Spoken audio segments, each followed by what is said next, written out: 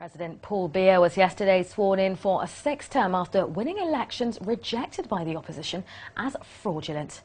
Cameroon's President, Mr. Biya, aged 78, has already been in power for 29 years.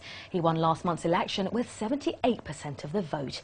His main rival, John Fru Indi, who received 11% of the vote, said the poll had been rigged. Mr. Biya has promised to improve oil-rich Cameroon's roads and electricity supply during his next 7-year term. Well, earlier, Vox News caught up with Julie Owono, a sub-Saharan African author, to ask what next for Cameroon as Biya begins another 7 years in office. By electing him with 78% of the votes, it seems that Cameroonian people has chosen the status quo.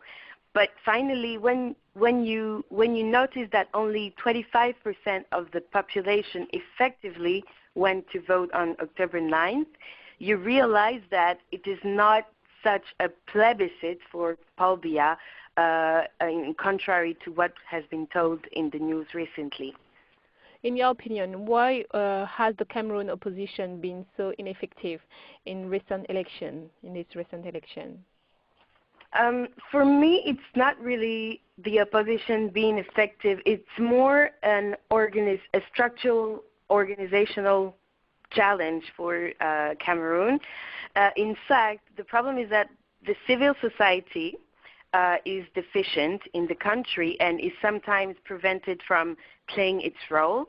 Moreover, when you read the 35 cables that have been written by the U.S. Embassy in Cameroon and which have been revealed by WikiLeaks, you can realize that ELECAM, the Electoral Commission, is an organization whose flaws finally have profited to the incumbent power.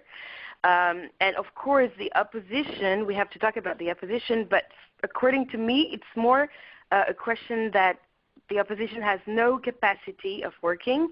If you see, for instance, Paul Biya had nearly 3 billion CFA francs to function during its campaign, while his historical opponent, John Frundi, only had 600 million available for the campaign.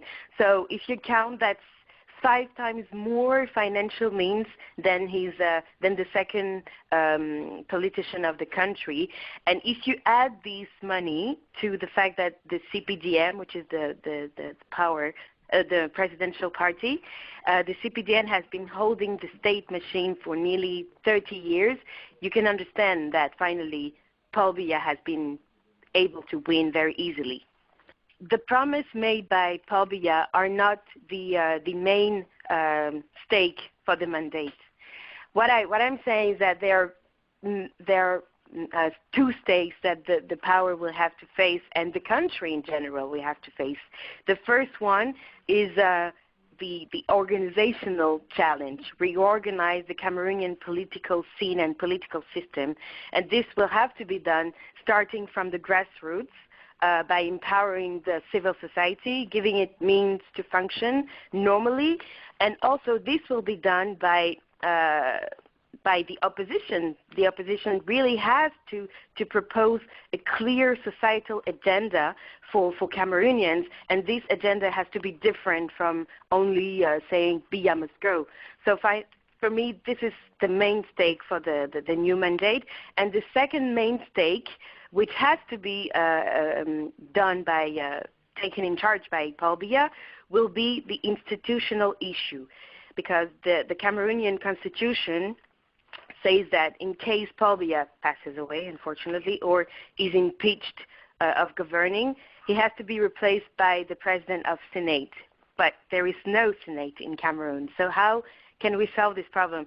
So Paul Biya, this is for me the main challenge for Paul Biya during his 7 years mandate. He will have to solve this constitutional and institutional issue. According to the incumbent power, Cameroon is a country of freedom. Recently, the Ministry of External Relations was in Paris to meet the Cameroonian diaspora, and he said that Cameroon was a country of freedom. But in the reality, there are many functions in the country. For example, I don't know if you're aware of that, but for example, Cameroun is one of these countries which has the most severe law on freedom of expression, of online freedom of expression. Freedom of expression is a very sensitive issue in Cameroun, and especially online activism.